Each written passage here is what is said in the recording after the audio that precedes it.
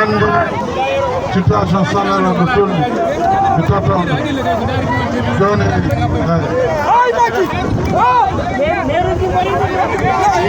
Macky Sall meeru ji bari mi dat ama kana yar leader wari mi dat minjina amakan minjina amakan minjina amakan minjina amakan minjina amakan minjina amakan minjina amakan minjina amakan minjina amakan minjina amakan minjina amakan on ne veut plus de on a rêvé le changement on a rêvé la jeunesse on a refusé Souleymane Jules Sangom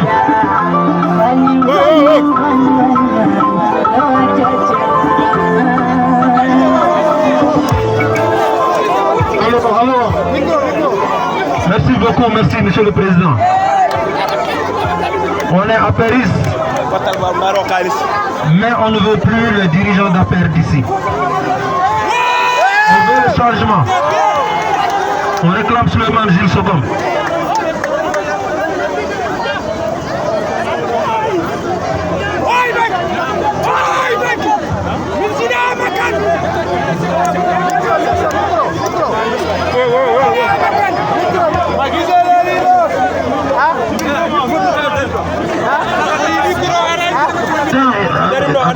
Attends, passe mon micro là. Mon micro il est meilleur.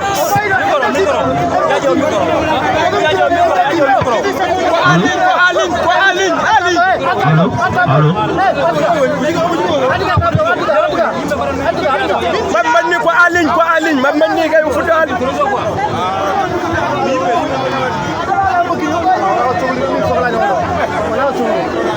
anarga esa nga pinda to toga malwara ngamu anteno wa micro Allô. C'est bon, je peux commencer là.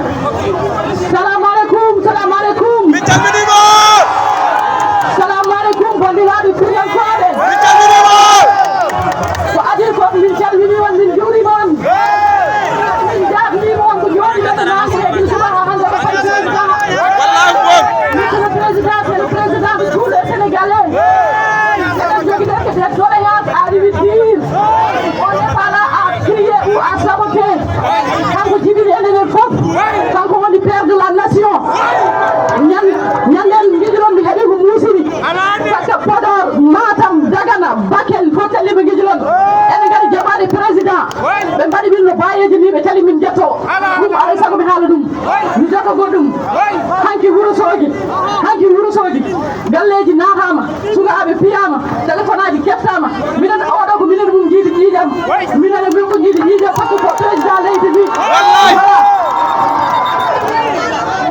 ko wona ɗum ko enen tagi en wadde oɗo mouvement président yeeƴo Fouta wala ngeen di comprendre lu tax ñu créé mouvement bii ñuy wax mouvement président Guessoul Fouta ñun bañuñu président musuñu koo bañ su fekkee xam ne na ma man gisante nañu ñu bëri France à chaque fois bu ñëwee man maa koy accueillir ci premier mandat ak